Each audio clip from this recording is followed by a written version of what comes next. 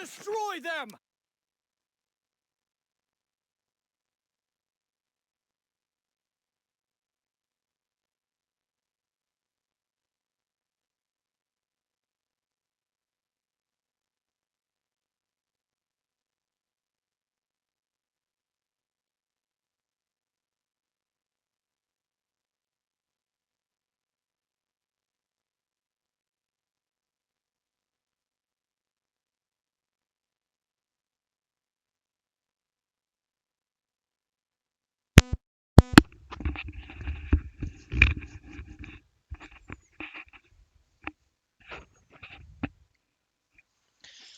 Yeah, just like a shit ton of. Hello, ladies and gentlemen. As I got here, gonna bring you the 13th day of the scoring phase for the Asia division for the CBL of Paragon. Carrying on. Whew.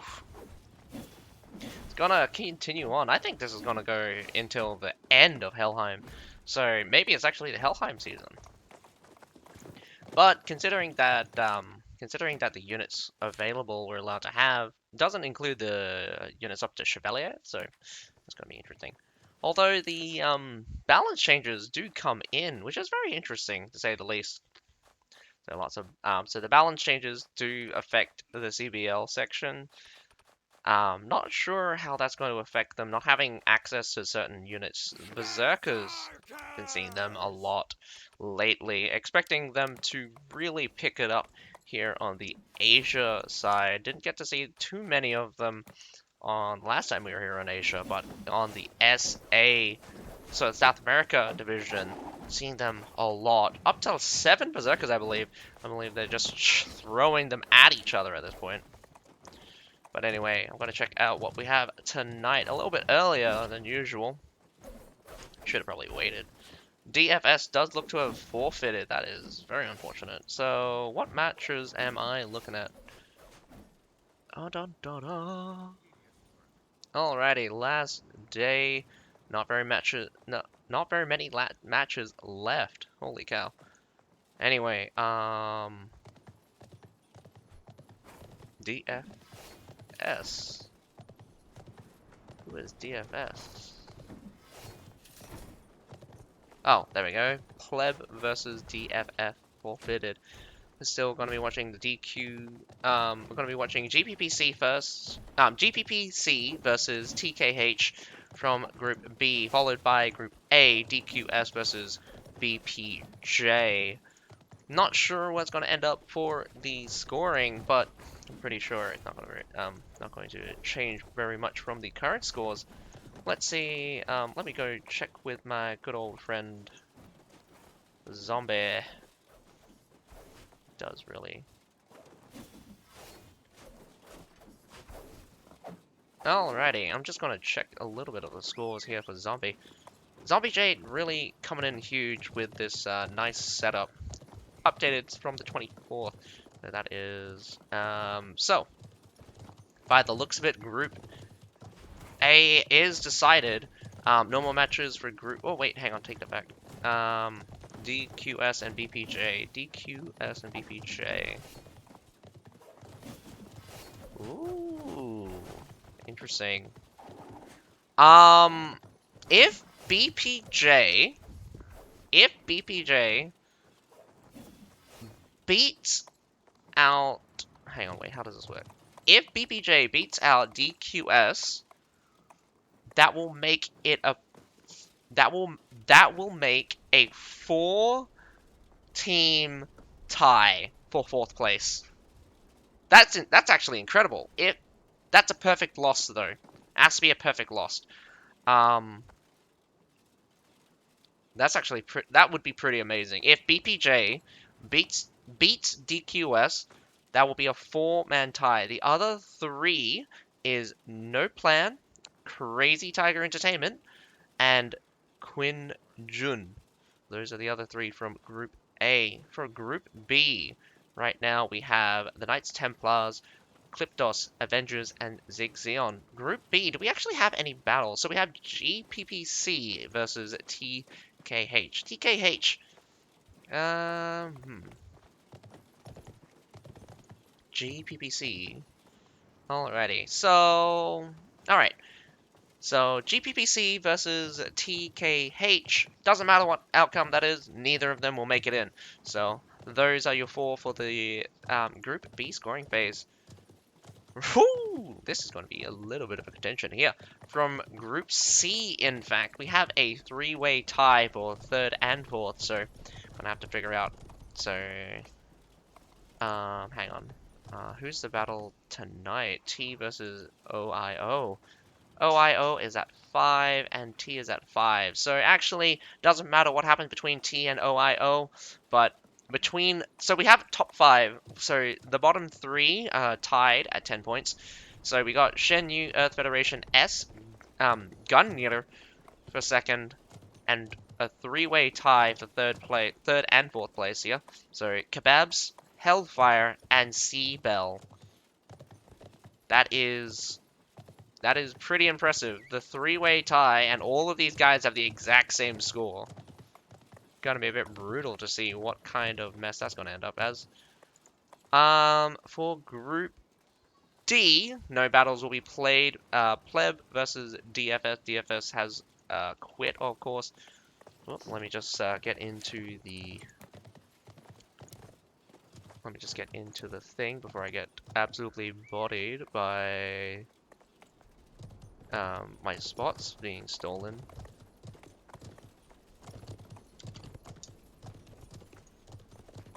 One, two, three, 4, 5, 6, 7.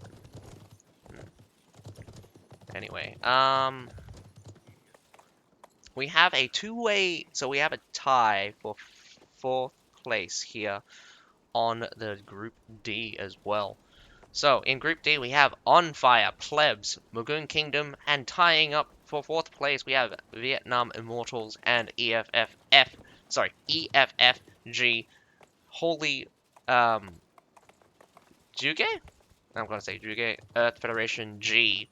So, that is for 10th place. Doesn't matter about the battles that happened already. MGK winning out anyway, so that just sends them even higher. Arma just goes even further below. I mean, like, if Arma did fight Mugun Kingdom, they could have made a four-way tie if Mugun Kingdom had a perfect loss against Matarasu. But DFS versus... Oh, we did have DFS versus Pleb here. It's automatic win that gets set, so they sent up forward. Alrighty, that is the scoring phase. Those are the teams. So we do have some contentions here.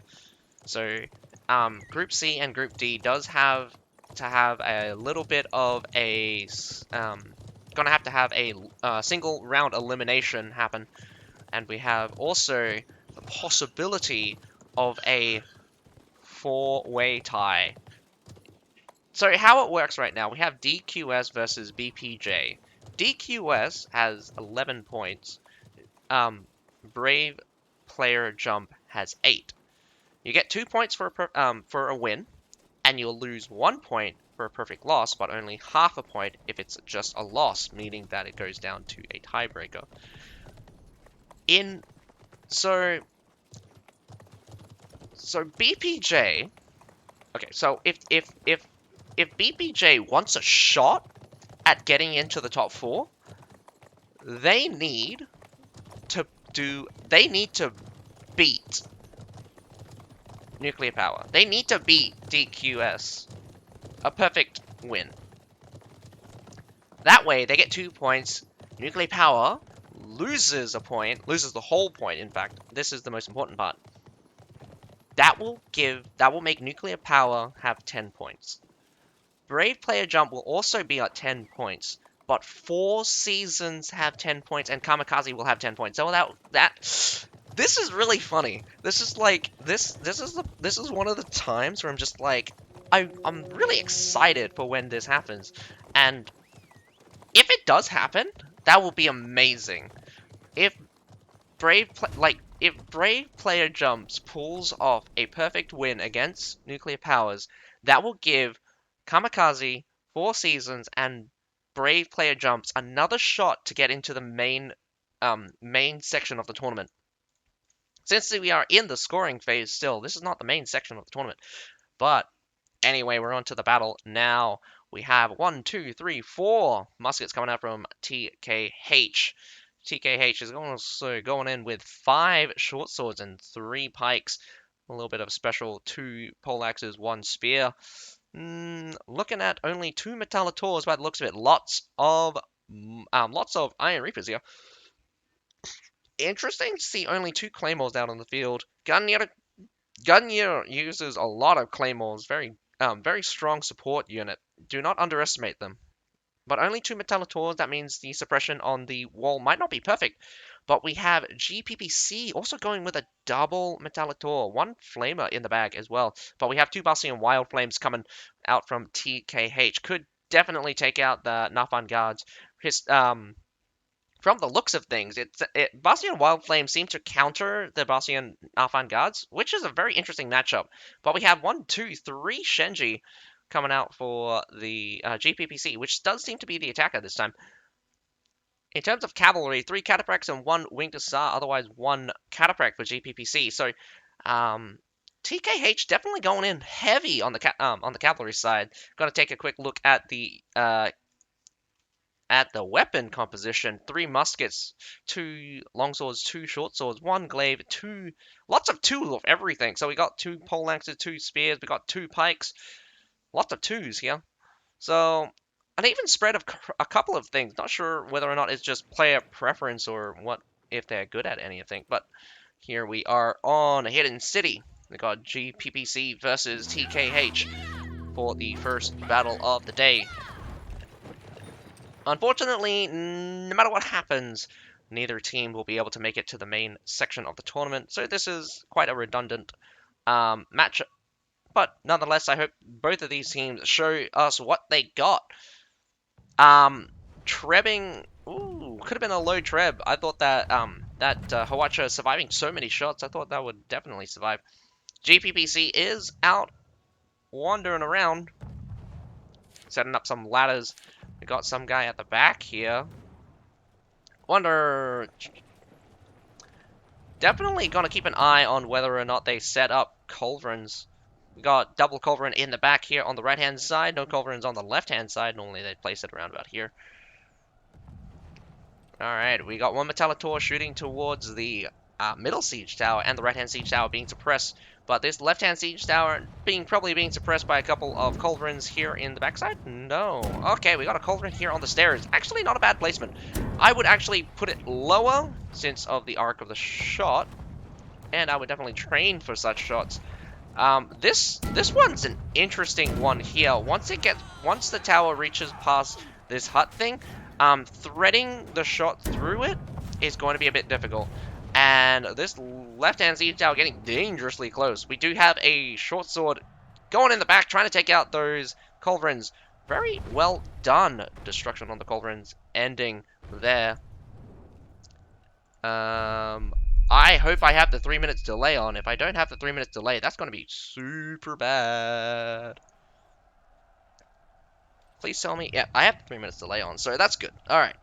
For a second there, I thought I didn't have 3 minutes delay on. But we got quite a few getting locked up here as well. Spear does take him out. Throwing up some fodder. Probably for a distraction. This longsword not dying very easily. He's running them around for now, but quite a few people has died. How many deaths have we seen? We have 3 deaths. That longsword should also be seeing a death very shortly. Oh, yep, he did die. So that's not good. But losing hero lives to a number of culverins. They do have the left side up, so left side has really been good. Good to push from.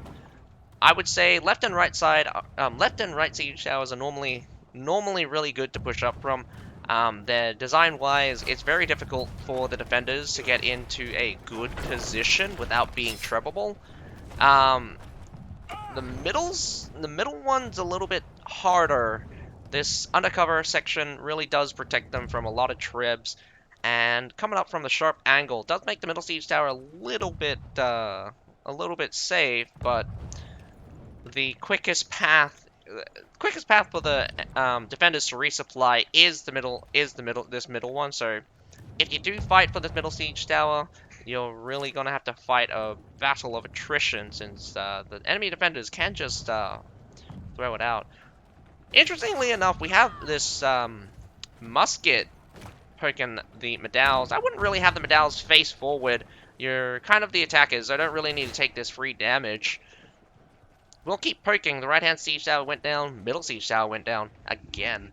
We're running on to 7 minutes. It'll be about, what do you say? About, say, 6 minutes? About 6 minutes to go if they get the siege towers up in the next generation.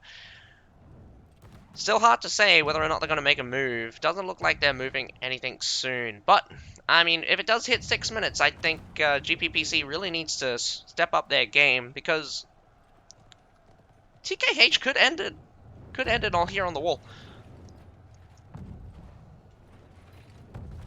They can't really afford to have their guys get shot for free here. I would just keep pulling the Medals back. It would be foolish as well for TKH to sally out, and especially with cavalry, since, again, Medals are just standing right there. The Overwatch fire from the Metallators is interesting, but does look like they're trying to shoot this Culverin. I think they need to step a little closer in order to get them. Oh, here comes a Treb. Trebbing this Culverin. Yeah, can't really have Culverins out exposed like that. They get instantly trebbed. Good exchange, though. I would say a Treb for a Culverin is worth it. The attackers have a lot of resources. You want to deprive the defenders of as many resources as possible to make your life easier, especially these Metallators. Those Metallators will become a pain in the ass in some of the B fighting, not so much for base. Does have a good stack here on the left-hand side. Just going to take a brief look out at the back. Doesn't look like anything interesting is happening. But here on the wall, we have Iron Reapers ready to challenge whatever comes up. Probably... Whoa, we have lots of Iron Reapers. Do not want to challenge this section now. They are looking for a squeeze, and they will get it. Oh, well, no, sorry. They won't. Middle Siege Tower about to make it to the wall. Right-hand Siege Tower will make it to the wall. Well, barely. If they can get another shot. Does get destroyed. A full-on abandonment of the wall. Does realize their tactical disadvantage. So, 5 minutes. So, a little bit, so 5 minutes was probably the correct. Takes about 2 minutes to push, apparently. So, they're getting A fairly easily. This next section is going to be interesting. I think they gained 3 minutes from taking A, so not a lot of time. A little bit of time. I think they have comfortably around about, if they want to go for minimal time, maximum push. I would say they'd have to give it at least 4 minutes. 4 minutes to get ready. So at this rate, it's just going to be 3 minutes of 3 minutes of artillery. Yeah, about 3 minutes of artillery. The Metallators from the attackers could be extremely devastating. I'd definitely be looking for a middle push, overwatching with a couple of mortars. Nice. Mortars are very good at getting into the nooks and crannies. Placing the ballistas on the major roads is also a good strategy. I'd definitely put a ballista... Yes! Nice ballistering. Getting shelled out here, not the greatest. Does look like someone eats it. Whoa! Moving up here on the left-hand side. Hero after hero. The exchanges are not doing too bad. We got one hero down for TKH. This TKH... Whoa! What a treb! It was just Village Watchman. A bit of a waste of a treb there. Although, no major losses for GPPC, just the ballista. Whether or not that was worth it for TKH, I'm going to have to question your motive. You did lose 2 heroes in the meantime, and you are getting shelled out to pieces. About 2 more minutes of shelling before GPPC actually has to make a move, but having this right-hand side is kind of scary. means GPPC does have dominance here on the right-hand side. Would have preferred TKH to have challenged GPPC here on the right-hand side. But unfortunately, Enforce now going to be able to get down onto the ground. A little bit of a split here. TKH's best move is actually to dominate the right-hand side with sheer numbers. Probably send 10 guys, kill out those guys. It'll be about 5 guys that can hold the left-hand side supply point, and realistically, if these guys does come down, the 10 guys wipe out this force here on the right-hand side, comes back around and defeats the left-hand side. But being in a passive kind of mentality, they're just sitting around. Ooh, TKH spots some flamers. Nafangard not protected. The pike goes in for 2 of them, does smack 2 of them dead. That's got to be very unfortunate. They're going to try to catch this pike. Does, in fact, gets knocked around. Whether or not he escapes. Ooh, nah, he looks dead. Does he die? Yes, he dies. 1 by 1, TKH has sacrificed a couple of heroes for very odd plays, but picking up 2 of the flamers, not a terrible pickup. I mean, flamers can be extraordinarily difficult to deal with, but if you deploy your Bastion Wild Flames, you can easily take out those flamers. I would say that since you've seen the flamers out on the field, bringing one would be key. Now, here is also another point. Where are your one? Here at the center, this fight's going to be a little bit scary as the front line of GPPCs gets completely crushed. That's impressive. Backline also gets intercepted here. Just heroes just diving in on the backline, demolishing the Metallators. Iron Reaper pile actually doing a massive work, losing out tons of units. Terrible loss. GPPC deploys some ballistas, trying to pick up some kills. Unfortunately, again, coming in seconds later is the secondary force here. Lots of medals. We've got Shenji. Whoa! The Metallators just blast 2 of the short swords almost to oblivion here. But unfortunately, the short swords do get onto the Metallators, disrupting them. Front line gets destroyed. Those 2 medals won't stand up against so many Iron Reapers, and the Iron Reapers go on to cleave through the rest of the units. Doing very well for themselves. Those heroes are real heroes. They're sacrificing their lives to staunch the gunfire. I think this is a misplay from GPPC, being a bit too aggressive now, since they realize that they've lost both fronts. I would re-establish. You really cannot afford a attrition style, but they've got 10 to 13 heroes here. If they could somehow take out the Iron Reapers, it would be delicious, but the Shenji's getting jumped on is very, very bad. We got some enemy claymores also coming to reinforce. The Medals disappears in mere seconds. I don't even know what hit them from the side there. Royal Janissary is popping up for GPPCs here. Should do a lot of damage, but there's way too many Iron Reapers. As you can see, the Royal Janissary is unfortunately unable to deal the damage. Cataphracts get caught in the back, but a few of them remain. The mass of heavy infantry really need to stop feeding. Your units in. The Iron Reapers have not even gone back yet to heal up. Whoa! Cataphracts is going out of control here. Going to try to stop them. Ball units are throwing. Slows down the Cataphracts, but my goodness. They're going to be trapped outside here. Only forward you can go. Need to wait until all of their teammates... Oh, wow, never mind. They're actually still here on the right-hand side, doing a good job at fighting. That center push needs to happen soon, otherwise they're going to run out of time. Getting shot to pieces. Need to get this man down here on the flank. Best usage is to get here on the flank. Push in hard, because you're going to lose the right-hand side and you're going to be wrapped around. Need more units to flood in as well. Center is looking pretty open. Just go down, down, down. If the Manals get defeated here on the right-hand side. Again, like, GPPC is doing a split push, but timing is off. Timing is massively off. Where are you going? Just go for the B point. If you need time, you need to get that B point. But heavily outnumbered. We have 11 to 13 now. To switch with the heroes.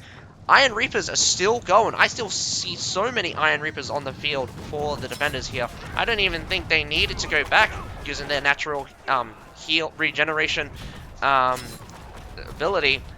The Metallotaurs probably went back to resupply, but we just have so many Village Watchmen trying to win this last section. Imperial Pikemen and Iron Reapers just cleave through this like they're nothing. Not to mention the heroes are diving on one by one. Massive, massive lead for the defenders.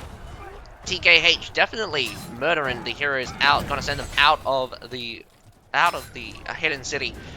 Well done with the defense. GPPC, again, tactical misplay, sending in two sides, not really coinciding with timing. If you need to push on one side, if one side's not engaged, you need to hold on the other side, and the need to hold on the side that's engaged, and the side that's not engaged needs to move faster. This is a timing issue, and TKH masterfully abuses the difference on the fronts, smashes one side, moves on to the next side, and smashes that side. By the time they reinforce for a new front, they get smashed by the full front of TKH. TKH is definitely good at rotation, definitely not letting their teammates get trapped. Unfortunately, GPPC taking the scenic route and choosing to fight on different fronts. Not that they were slow, I think the timing was an issue. TKH probably rushed the timing with some of the fronts, and the inability of GPPC to squeeze or engage at optimal timing was probably due to TKH aggressiveness and placement. But anyway, that is enough for that. Does have a look scoring super high. We have 4 people going for 1,000. Unfortunately, no one from GPPC scoring the 700. Only one person, Mistlin, going close. As you could probably tell, most of the battle was in favor of TKH. And that is going to probably be what happens here on the attack as well. TKH probably going to be the better team. Anyway, going on to the second battle between GPC and TKH. Gonna wonder whether or not they're going to be able to bring it back. A little bit sad that neither team's going to be able to make it into the tournament. But, nonetheless, we have a tournament to watch. Good luck to both. Have fun. Ugh, man.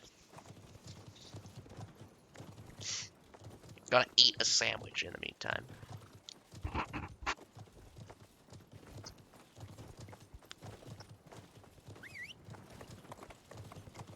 And as always, I hope you guys are enjoying the show.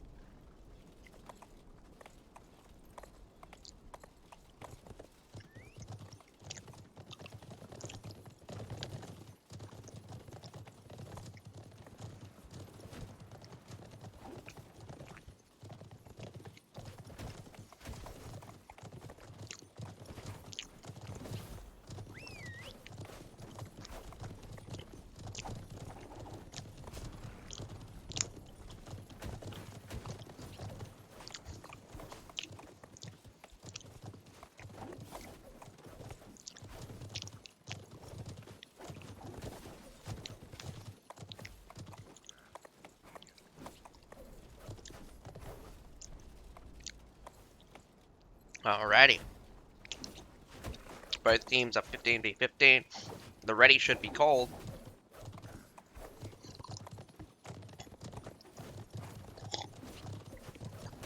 There we go.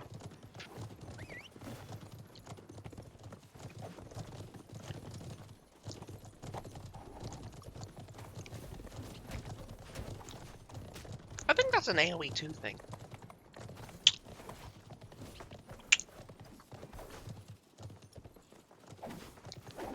I hope it is, because I recognize it as a AoE 2 thing, because 11... Oh wait, no.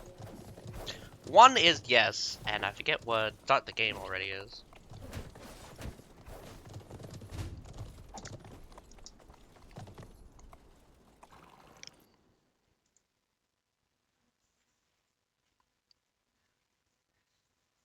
Grown. Start the game already.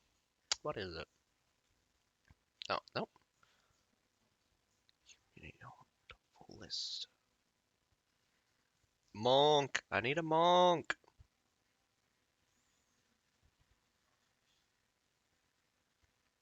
Oh, 11's a laugh, that's right. Alrighty. Second battle. Between GPPC and TKH, we have TKH, a lot of TKT members as well. Interestingly enough, Fenris pack out the wazoo here.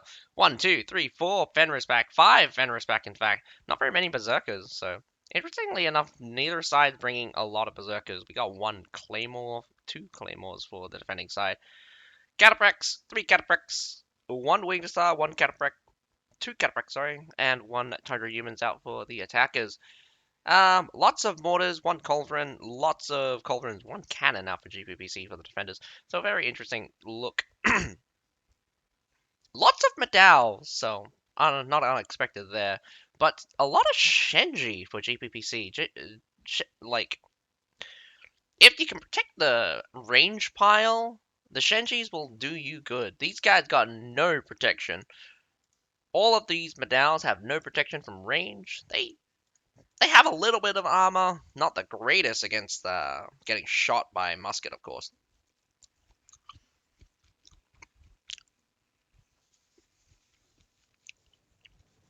And I think the bombs will definitely slow down the push, so GPPC can play this right. Hold the wall with your cheap units. I say cheap units. Out of all of the units that can hit above, any armored unit, let's call them, Fenris packs are really great. They definitely shred through armor right now. Can shred up to 10 times of 60 armor, I believe. Hang on, let me just double check that.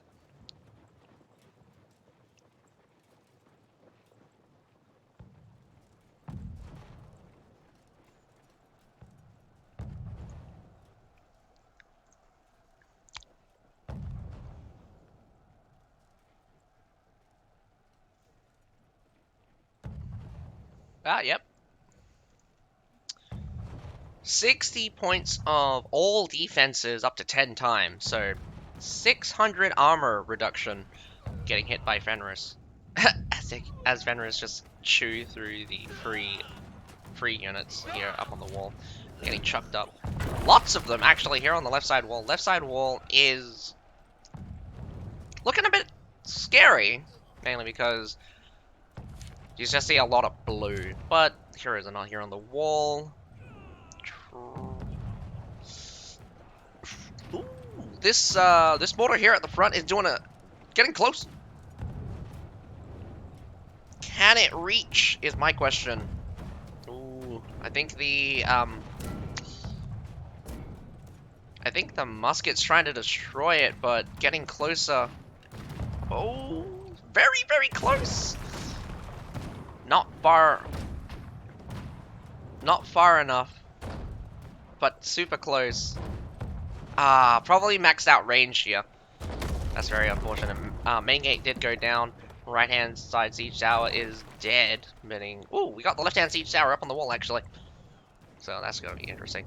Fenris pack being let go here. Just kind of just sliding around. Gonna get some free Fenris by the looks of it. Heroes gotta be careful. Gonna run them out with sprint. Well, what do you call it? Wolf sprint? Distracting them with a lot of serfs right now. TKH, not sure what your moves are. I'm not sure if you killed anything as well. Bringing the Metallators closer actually makes the mortars that were here at the front more deadly. Medow's placed very oddly. Could sneak through, but you'd probably lose your horse that way. Treb, coming through. Oh, Fenris back, annihilating someone. Trying to get some free kills here. Want to be a bit careful though. Fenris pack can definitely send you into the afterlife in a few seconds. Right now they should be balanced back on the 30th, where their time to hunt will be greatly reduced against heroes. Time to hunt lets them do a quadruple attack and basically deal damage on contact.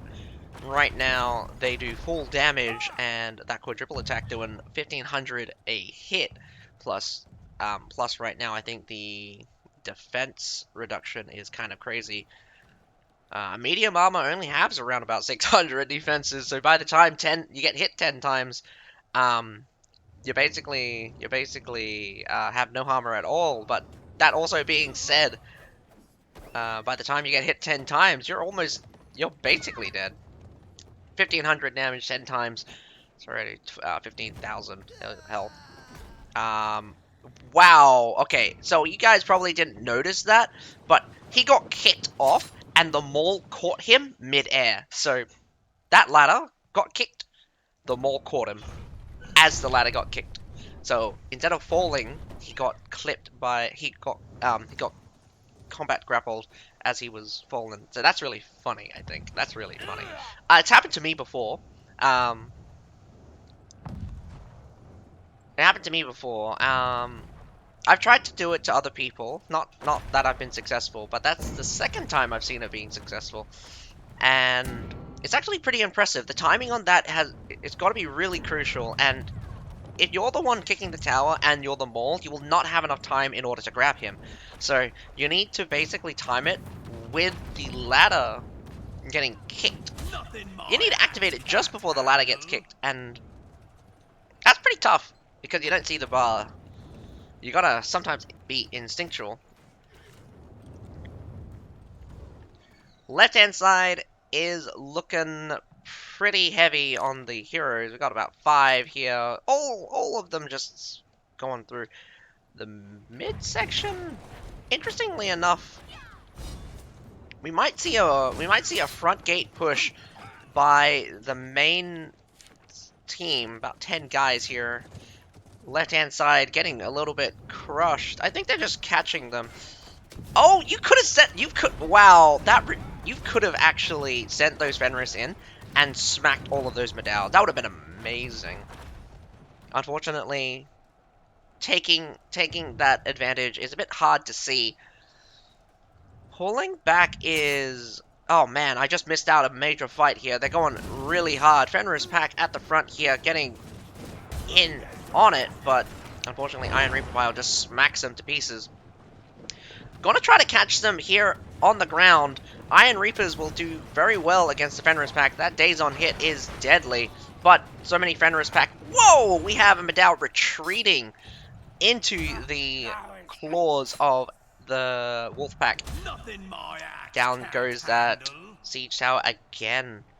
Killing the siege tower even now is very important. A will be grabbed, but losses, big losses, I would say. Losing out an Iron Reaper, losing out a Medow, kind of devastating. That loss would not put it past them to. Whoa! What are you doing? Interestingly enough, GPPC seems to be brave enough to actually counter. Iron Reaper charging straight into a Imperial Pike Walk. That is devastating. I mean, man, hate to see it, but Iron Reaper pile in the center, absolutely smacking them down. Ooh-wee. The fighting is begun on multiple fronts. We have this front as well. Ooh, Bastion Wildflame's getting caught out here. Could be sending it to a field battle. So, GPPC gets fended off here on the right-hand side. Left-hand side, not so much. One by one, they come in. Treb is going to fire on them.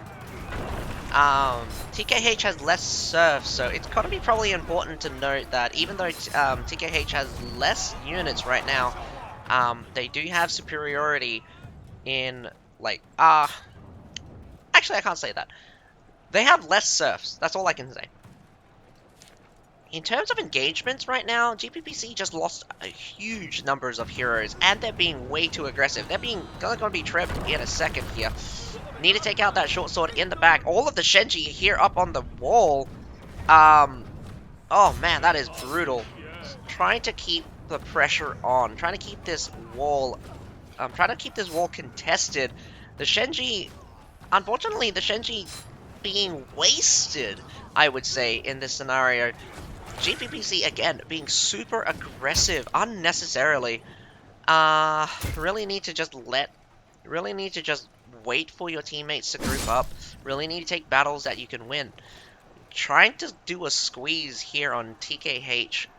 They did do a little bit on the backside, but that secondary push, you're losing out 3 Shenjis there. I watched 3 Shenjis die.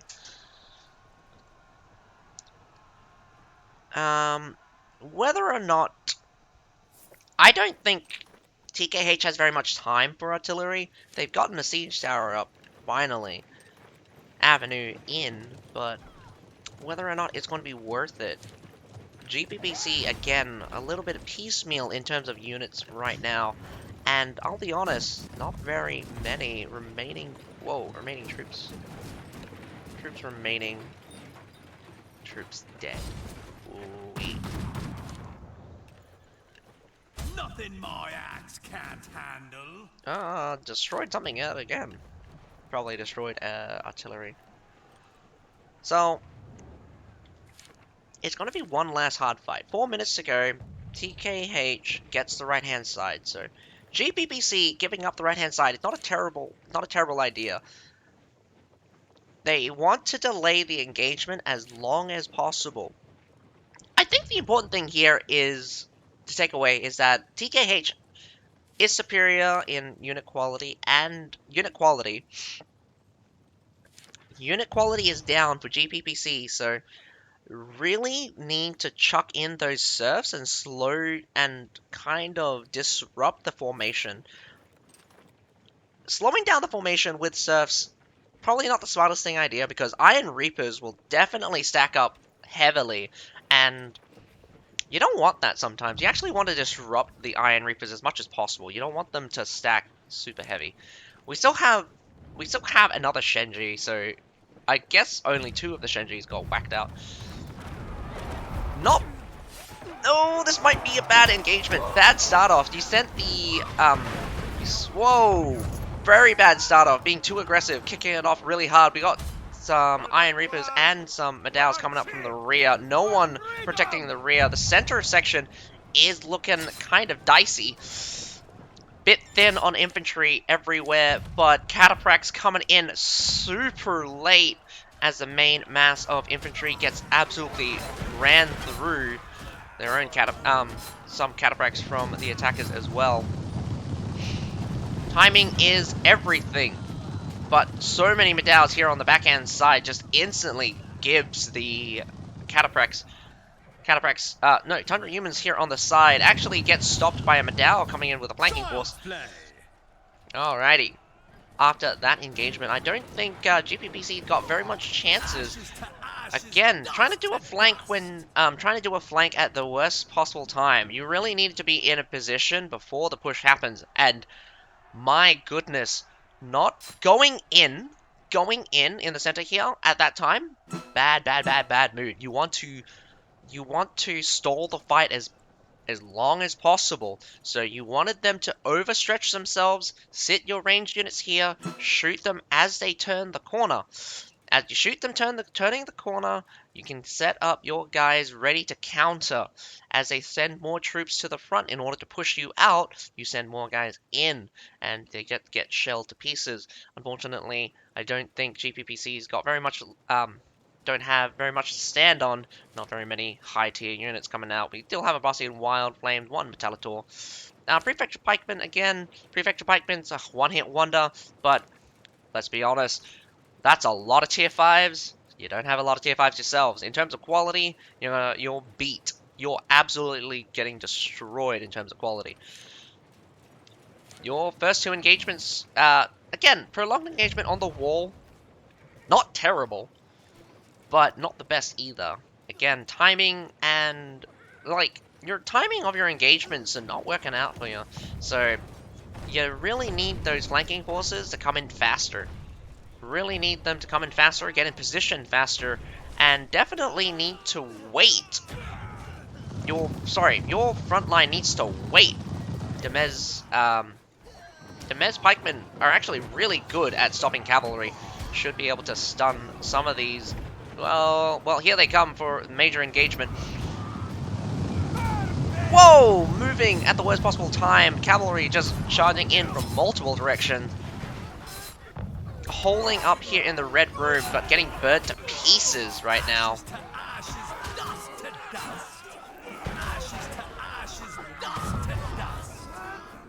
Unfortunately, it is just a death sentence. The quality of units just tanks whatever you threw at them, and now all 15 members from GPPC is dead.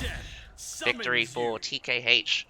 Fairly easily, I might add, although they did struggle a little bit with the wall. I would say if you're going to give up the wall, give up the wall. What you probably needed to do was force them off the wall in a way that you wouldn't trap yourselves. So the right-hand side was a bit weak. You picked up a couple of kills. Really good, actually. How to push that advantage is to have the left-hand side stairs, like the middle stairs, actually, not push, but be in position. Attract as many people as possible. That backside gets in, gets closer, catches a couple of people. You get to the A point. They have no reinforcement sections, and you want to do a decisive battle on the wall. You really, really, really need to hammer home timing of a pinch. One side gets demolished out, the other side, they turn around and smashes the other side. So you're technically, the pinch could have been good, but it's not. It's not. You need to get that squeeze on point. You need to get your units in position in order to perform a squeeze. The amount of distance GPPC needed to cover in nearly every single circumstances was too large. You saw their cavalry all the way around. By the time those cavalry went all the way around on the outskirts of the outer roads, the infantry managed to get up into the back line, killed the Metallitor. Other cavalry also came up in front line, absolutely destroyed, absolutely decimated. What would have been better, instead of sending those cataphracts all the way around, they just sent those two cataphracts right into the flanks. It's a bit of a waste, mainly because you want to look for the biggest, juiciest pile of infantry you possibly can. But sometimes you also need to protect your flanks. If you protected your flanks, you could have held B longer, and the Metallitors could have survived. Well, at least the Metallitors would have survived longer. Instead, the back line completely decimated, your front line completely decimated, and your cavalry coming in at a very bad moment where everything's dead and all of the medals are braced.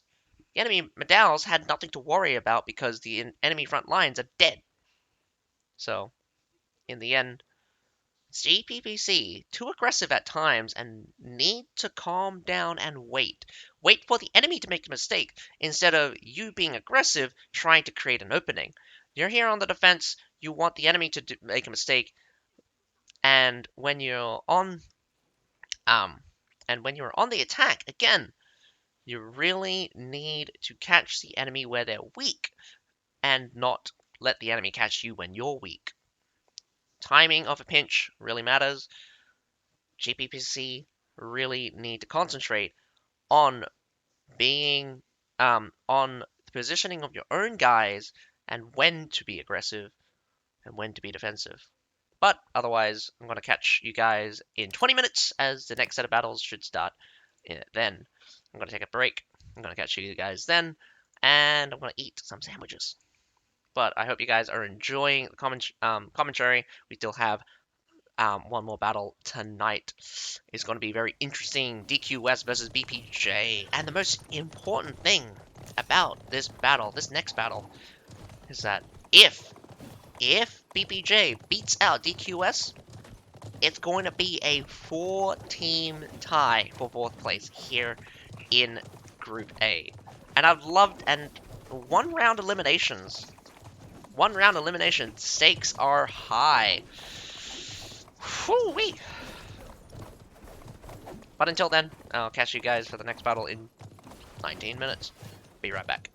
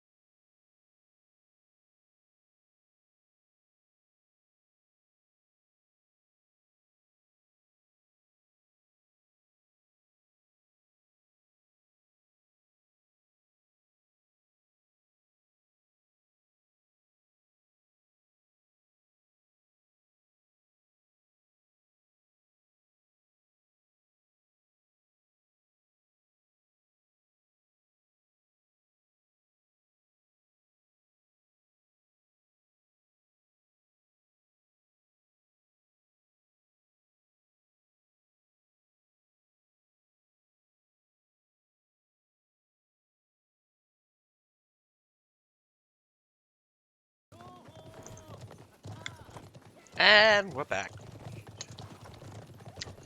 About 5 minutes to go before the battle starts. Every single one is here.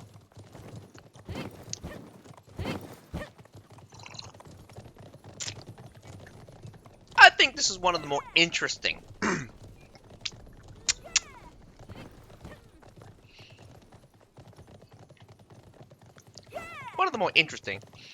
matchups.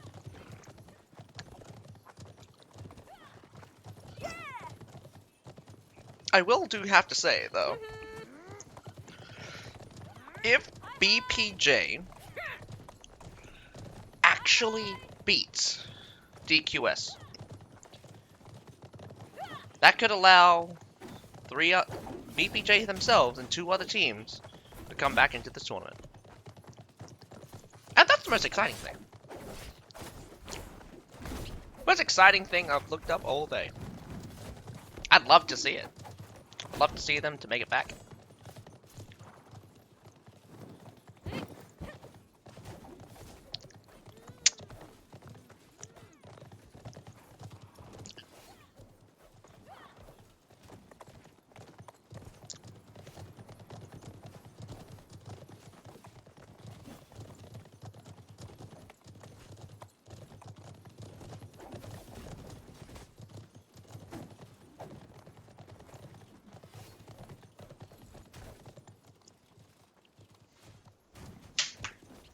Oops, dude.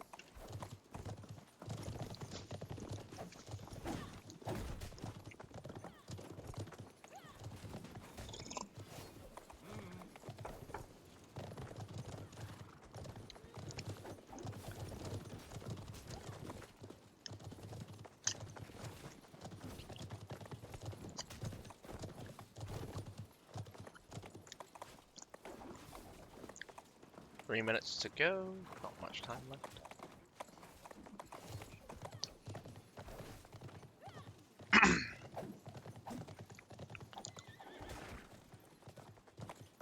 Well, it's also important to note that DQS hasn't lost a match yet, so they're probably a really strong team. BPJ has lost only 3 games. Lost 2, won 1. So if they win this one, that would tie them up with the rest of them.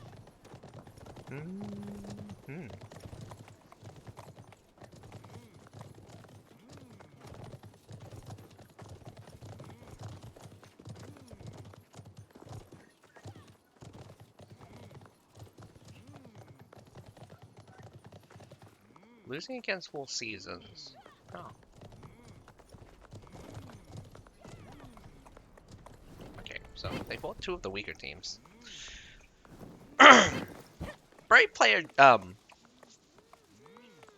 I'm gonna have to say that BravePlayerJump does not really particularly have a good fighting chance from their record anyway.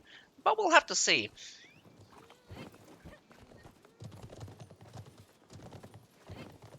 Nuclear Power also has some pretty easy fights as well. Also seeking XDM and Knight.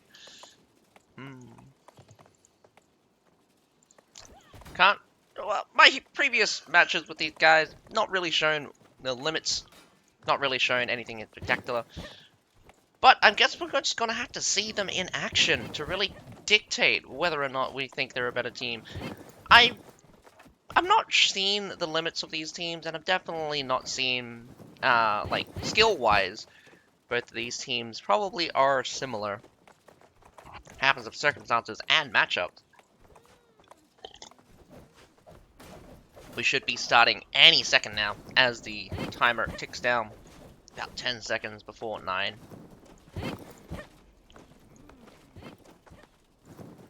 We should get the ready call where the ready is.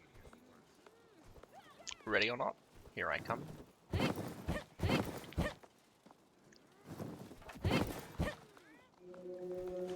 Instantly starts. I think the ready was called beforehand. So, here we go. Battle between BPJ versus DQS. Hopefully, I hope BPJ wins, sending DQS down 1 point, up 2 points, making a 4-way tie for 4th, or 10 points. But we'll have to see whether or not they are worthy.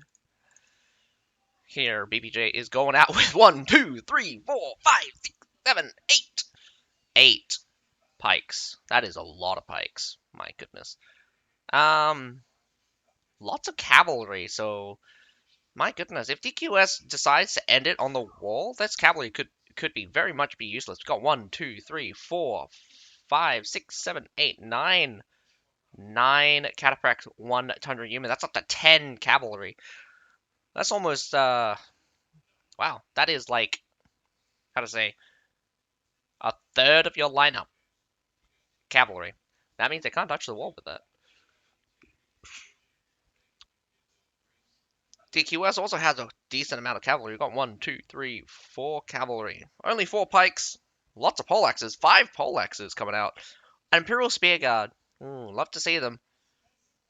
Got an interesting lineup of Fortibraccios, Palace Guards, and Halberdier Sergeants. Halberdier Sergeants can make a difference sometimes. They are you should never underestimate Halberdier Sergeants.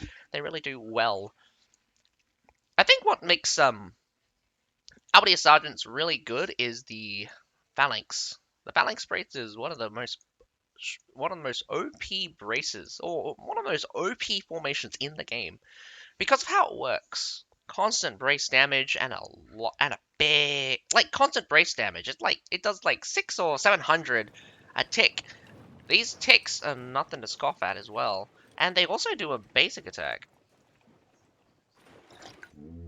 Basic attack can sometimes hit up to 2,000 depending on how fast you're moving.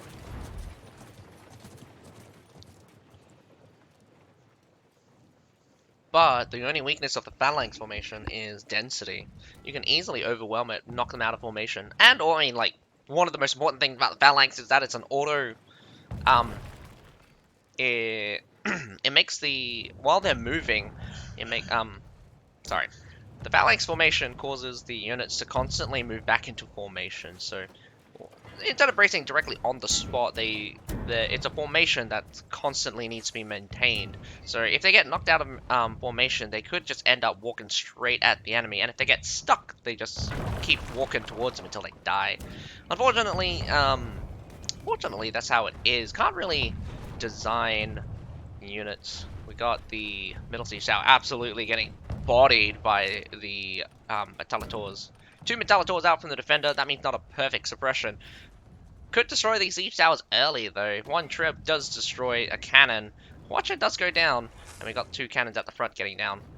Also looking pretty clean here on the right-hand side. Right-hand side getting cleared out of artillery.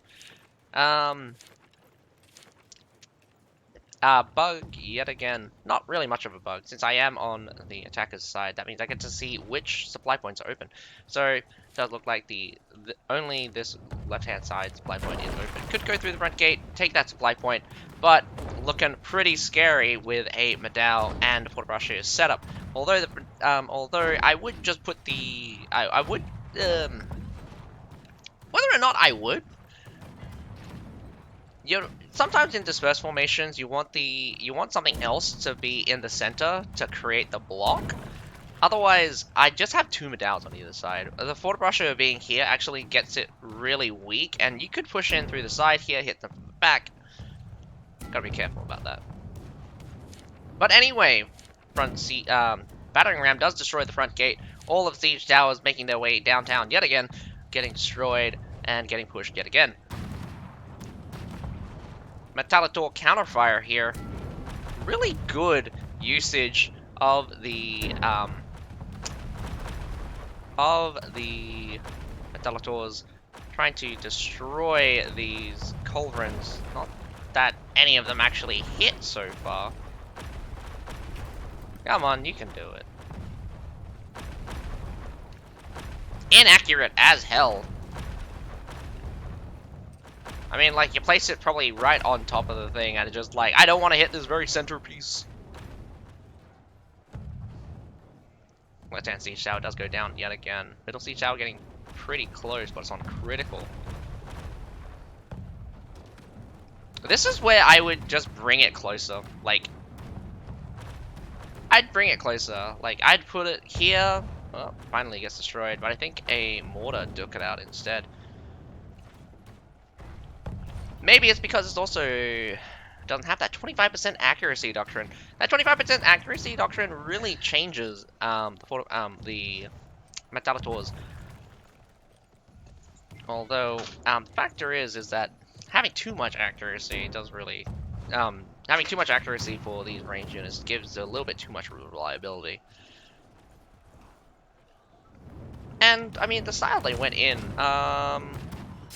12, so it does go bottom line, so they went for more units, so they get a little bit more ammo, 2 more units, and they're a little bit more tankier.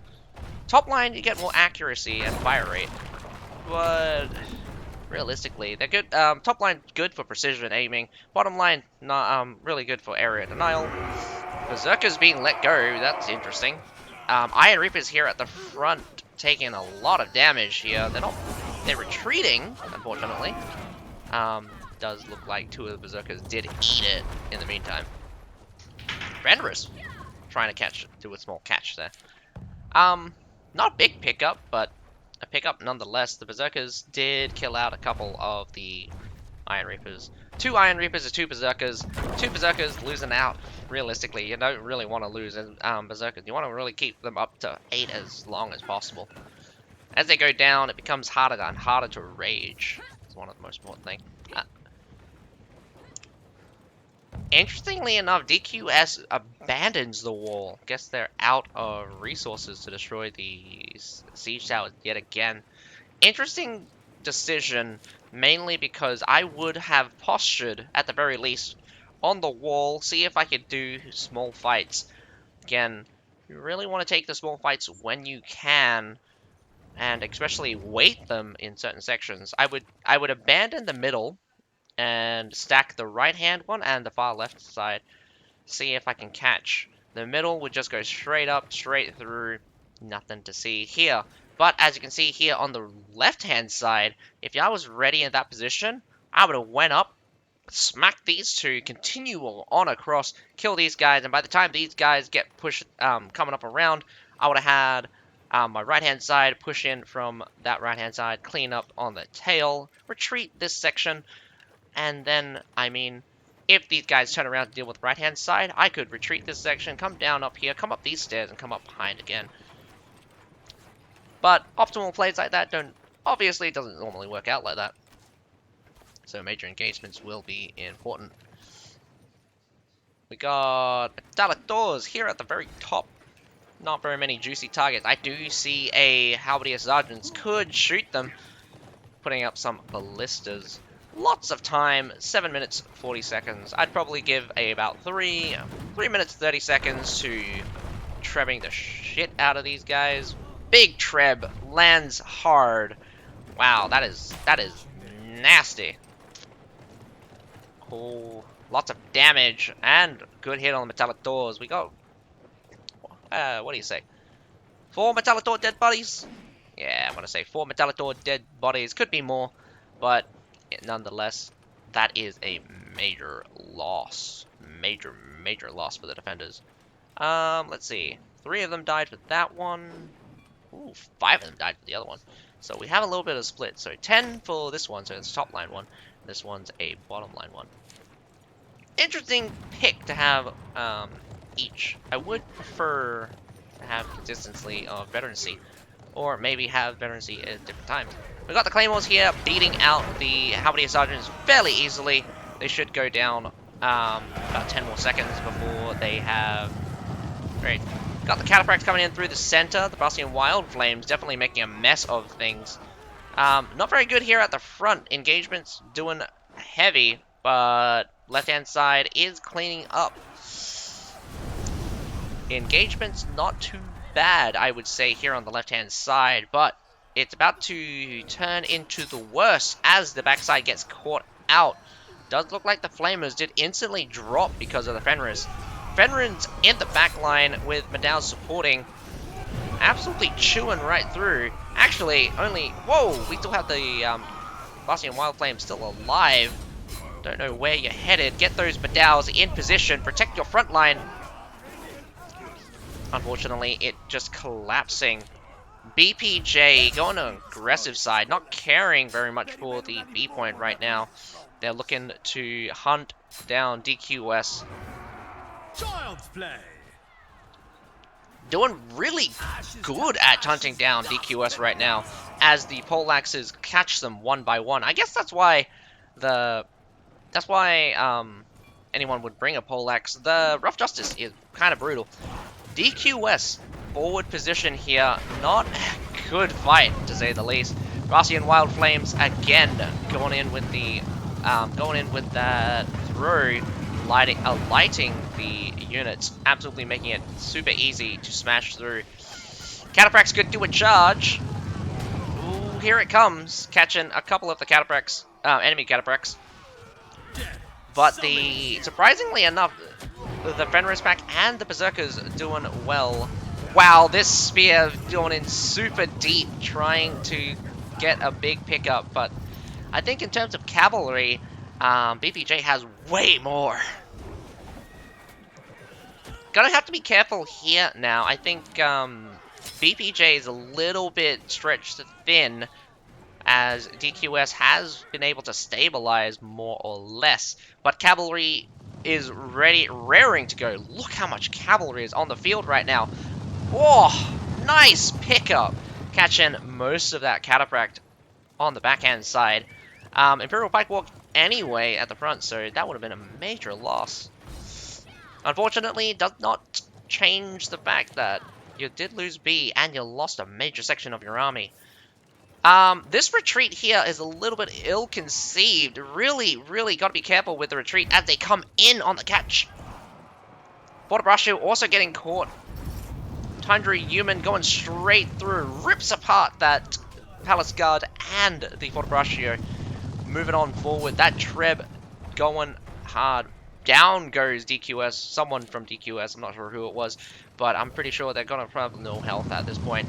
The Mez Pikemen not in formation, can't brace that, but the Cataprax trying to unite, tried to follow charge out of there.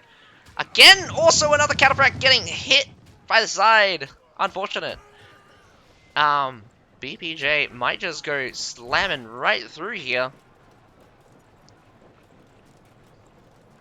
Cataprax in the back. Does look a little bit deadly. Trying to stop DQS from resupplying on the right-hand side. Good tactic. Delay for time. Here at the front, you have way strong superiority, but you need to get past that, whoa, careful of your Fenris. Need to get past that pile. Whoa, grape shot to the face. Deadly grape shots. Got plenty of mortars. Taking no chances here. BPJ really want to bait out DQS here for the fight. Finally finishing up on the back. Oh, maybe not, actually. Berserkers here on the backside, just refusing to die as they just slaughter your surf units. Does finally die. Cataprax coming in from the rear, but actually just runs straight in. Here comes a Tundra Human charge as the infantry moves up as well. Final engagement has begun. Claymores doing support work like none other. That 35% melee resistance is fearsome. We got a Fortebraccio here protecting the backhand side, but that's about to be cleaned up real easy. And this base point is looking pretty solid. We got Medal's facing one way, Medal's facing the other way, and cleaning up here on the right-hand side. Only the backhand side is a little bit open, but I doubt that the defenders will be able to get to there in time. Looking very solid. I don't think DQS can even get in now, as they chase them out. And well done. BPJ doing very strong work. Lots of cavalry out on the field. Definitely not something you want to see. DQS unable to deal with the cavalry, but some good pickups. Unfortunately, the retreat was not clean. Getting to swing back towards the base point is just very unfortunate. That BPJ very aggressive, going in super hard. Quick battle indeed. 15 minutes. 15 minutes, not that quick. I should have looked at the score. What am I doing?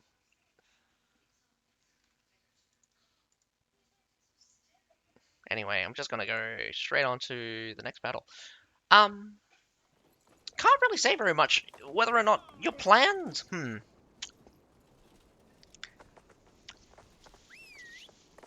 How everything ended up was very strange. DQS going a bit aggressive there on the front side, losing the units there. Pushing them out on the left-hand side worked out a little bit, but unable to stabilize, of course. I think the general loss of troops and commitment of forces was a little bit lopsided. Really difficult to say whether or not DQS actually had a chance of holding that B point in the position they were. Definitely could have conserved more forces if they didn't, if they just gave up, if they called for a give up on B earlier, and definitely consolidated their forces. When that much cavalry is running around, even if your pikes, one pike hit from behind, gets completely destroyed. And can't really do anything about that. Cavalry is so powerful that even from the front, you throw in 2 cavalries to every medal, you easily win. At this point, you'd need at least, 1 medal simply can catch 1 cavalry, but it doesn't actually exactly kill them instantly, not to mention the amount of damage they receive. They won't die outright, but definitely will, like, feel the pain, like, a few seconds afterwards.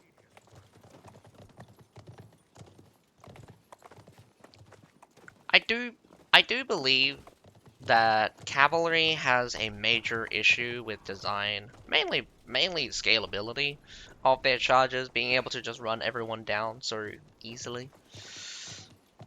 Not to mention, I mean, this is just me as well. I think cavalry charges don't do enough upfront damage, and like cavalry charge should be terrifying for even just tanking them from the face, but they're not. And that's, well, you're afraid of the cavalry charge because you're afraid it'll kill everything. But even when you brace a cavalry charge, you're just gambling whether or not the cavalry charge will get stopped most of the time. Then you kill the cavalry. And I get that. I mean, cavalry should be a pretty tanky unit. Even light cavalry are difficult to deal with. But the fact is that if you're not a dedicated anti-cavalry infantry, like a pike unit, you're going to do really terribly against cavalry. And that shouldn't be the case. I honestly think that shouldn't be the case. What would be cool is if they implemented some kind of system. Well, I say implemented. Honestly, every single melee unit should have this passive. Something like this passive, sorry. Maybe not 3 attacks. Let's say pikemen. All pikemen get this all for 1 passive. 3 hits, stuns the cavalry. Baby swords and shields make it, let's say, 5. But you should have the infantry interact with cavalry. Because you need more interactions to limit cavalry than you need, you need more system to limit cavalry than they already are, because cavalry just completely blows everything out of the water, and as you could probably see, DQS just not bringing enough medals to deal with cavalry, or their medals got killed and couldn't deal with them. And cavalry versus cavalry as well. Got some good catches with the cataphracts, but 9 cataphracts versus your 3? Good luck with that. Winged Hussars are a good pick.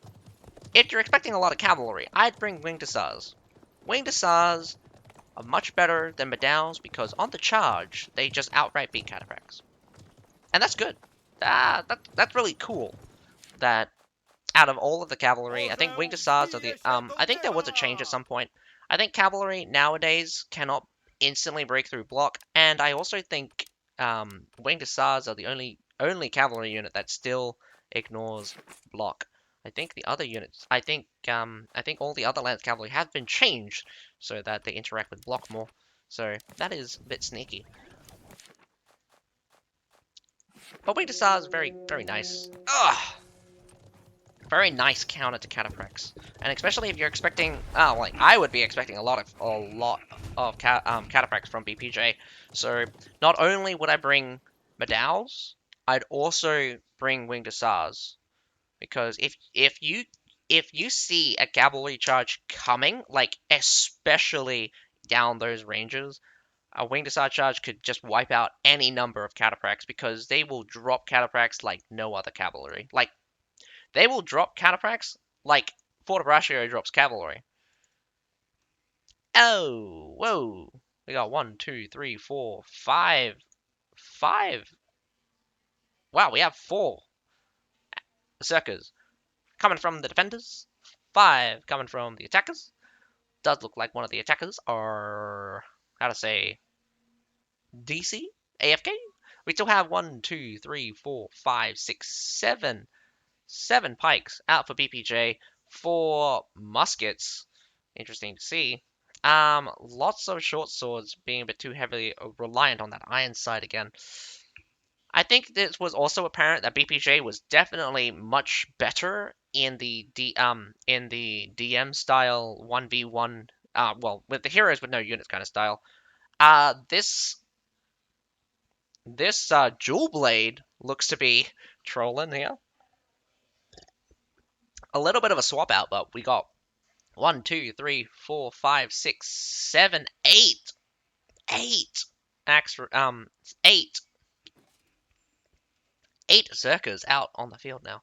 My goodness, not as many cavalry as I expected. I mean, like, I did give it a thought. I really wanted to see it, but it didn't happen. What I wanted to see was BPJ go out with cavalry, like, just brute force it.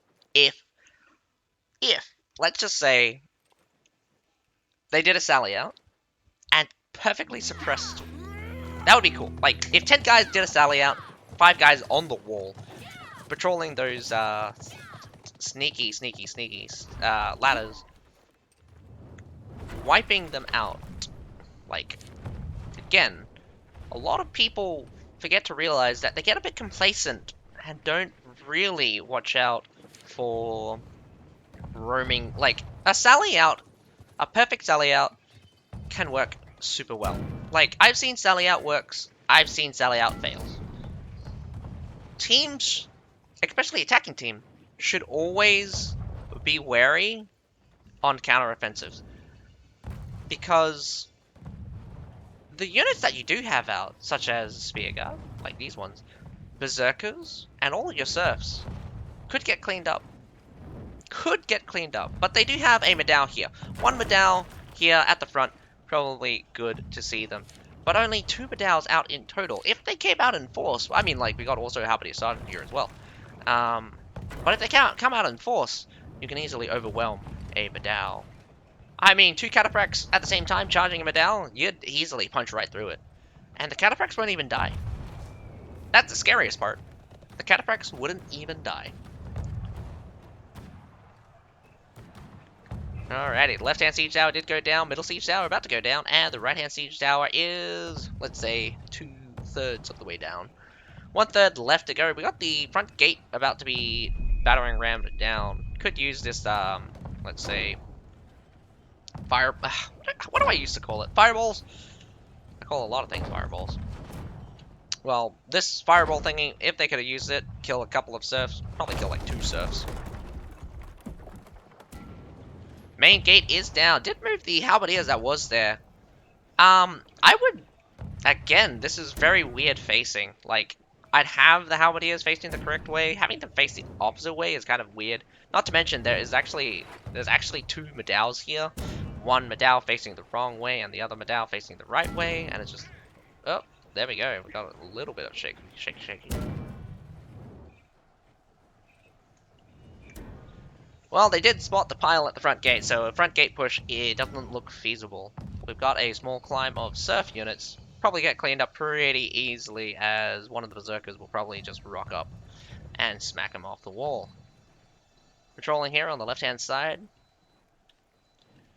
So, this is pretty scary as well. BPJ winning the first one gives them a good opportunity to win the second one. It's really easy to get up on here. You just horse it, jump horse here. Well, I actually think you could actually just jump it regularly.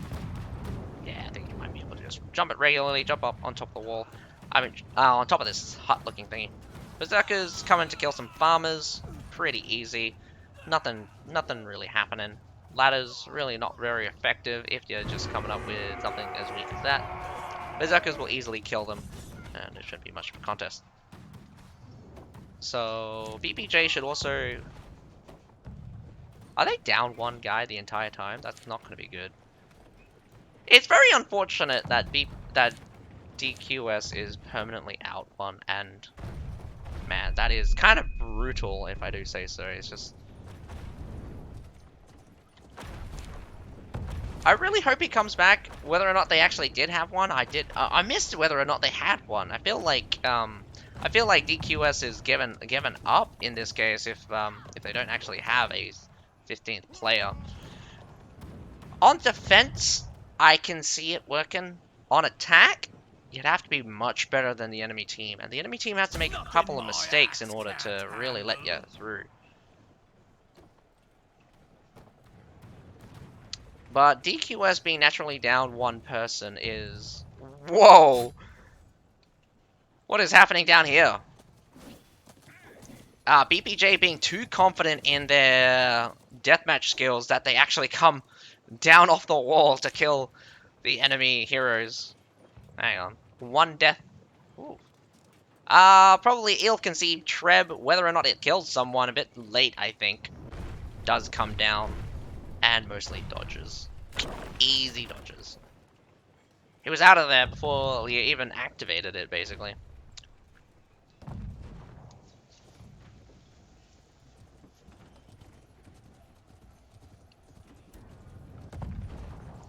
So the culverins are being used, so no fancy positions, just up on top of the wall. I think this is DQS fault for letting them just have these culverins up on the wall. Could really just shoot it with your Falconettis. You have one set of Falconettis. Could really destroy them with Trebs. Trebs is also a really good choice. Oh, really good choice. Nothing my axe can't handle. DQS losing one of their members, actually. I don't know how that worked out. Might be a little bit of a boring start of the match, but every match will definitely comes down to just prepping. Resources get used, and attrition, and the real start is when the resources start becoming thin, where you got no more culverins, where you got, well, it is up to the defenders whether or not they use it. They still have one more culverin left. I think they could probably send this, probably not actually. Considering how many culverins I've seen, there's only like one culverin still up. And it's going to be super late if they're going to build that last culverin now. Someone's not committing. Middle siege tower getting up is actually not too bad. In most cases, going up the siege towers is kind of a death sentence, mainly because the defenders can really abuse this hut to come up through here, and also they get instant resupplies constantly, so they can cycle units much better than the attackers. The attackers really need to get up, get in there, get in the grill, take space, and make sure that the enemy cannot push through. But that does not work. That does not work when they can infinitely spawn new units. But it's a bit costly. Definitely a bit costly. Unfortunately for DQS, you're kind of out of time. You're kind of out of time here. BPJ could end it here. What's going to be super interesting is the fact that BPJ has done what I thought they would, but I didn't think it would be this easy. Probably just goes to show you that DQS is actually a much worse team. Getting a little bit lucky with some of the even worse teams, like Sea King. Ah, man, hate on Sea Kings. I've watched a couple of their matches. Ooh-wee. Just getting absolutely burnt to hell. Oh, Flames, really close. Really need to contest that Berserker pile, but they're going crazy. wow. Just wow. All of those berserkers just blows right through. How many berserkers was that? Surprisingly, they go through the front gate, getting caught on the backside from a winged assert charge. But here, majority of them are up on this wall. Would have actually just had someone rear guard it. Whether or not it was a Madao, or whether or not... Oh, some berserkers are rear guarding it, surprisingly. Not doing too badly, actually. Alrighty, here's the difficult part. You've really got to kill the enemy berserkers almost instantly. Range pile is getting beat up on. Your front has disappeared, and the berserkers are collapsing on you from either end. Middle siege tower should be getting resupply of units. Definitely just would get up here, posture, and secure the area. Can't afford to push just yet. And this is the problem as well. I would preemptively treb. You got 2 seconds on the treb. Treb this section, as they're definitely going to come in hard. But, oh my god, why are you retreating all the way? And that's very unfortunate. This roof thing actually backfired because of how far it was. The palace guards getting blown right through as they're retreating off the siege tower. Berserkers being almost let go here. They're just fighting. And, oh man, does take out 2 heroes, but I would send all the berserkers down this one. Like, I would actually just send all the berserkers down this thing right now. Like, every single hero will lose to berserkers. I would not prolong my suffering in this case as well. Losing almost 280 extra units and, you know, dealing with just barely berserkers here. Claymores in the backside, berserkers on the front side. Berserkers get beaten out though, and they will be able to get into the A point. But security is not looking good as berserkers rip right through the remainder of your forces. Getting slowed down by Iron Reaper and Claymore style. Claymores again going in with the huge support of that 35% melee resistance. Do not underestimate the support a Claymore with anything. It is very difficult to deal with, and it's kind of brutal. They've sallied out now. BPJ's got a few seconds left. DQS does not have a leg to stand on. And that, folks, is the end of it. Very fast, in fact. Scatter before my might. Child's play. Not super exciting, but Winged Assert Charge does take out someone and their horse. Well, someone's horse and then someone else. Not much what I can say there. The Berserkers really paying themselves off there. Especially on the siege towers where they stacked up like crazy. Unable to really use the pikes to their advantage. And yes, one of their guys could not get back in. Very unfortunate. Though they did actually have a 15th player, as you can probably see. Not being able to get that 15th player in is a little bit annoying, but gotta rely on your own connection. 2 guys scoring about over 1,000. Probably not surprised. Probably one of the Berserker units. And yeah, BPJ winning out does mean that it's a 4-way tie, unless there is something going to be said about it. So, with the end of the scoring phase, I'm not sure what I can say. That is very, very interesting to see, at the very least. I don't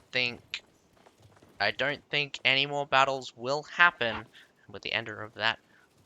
Again, we're gonna have the scoring so far in Group A, we have No Plan at 13 points. Crazy Tiger Entertainment at 13 points. Then we have Quinn Jun at 10.5 points.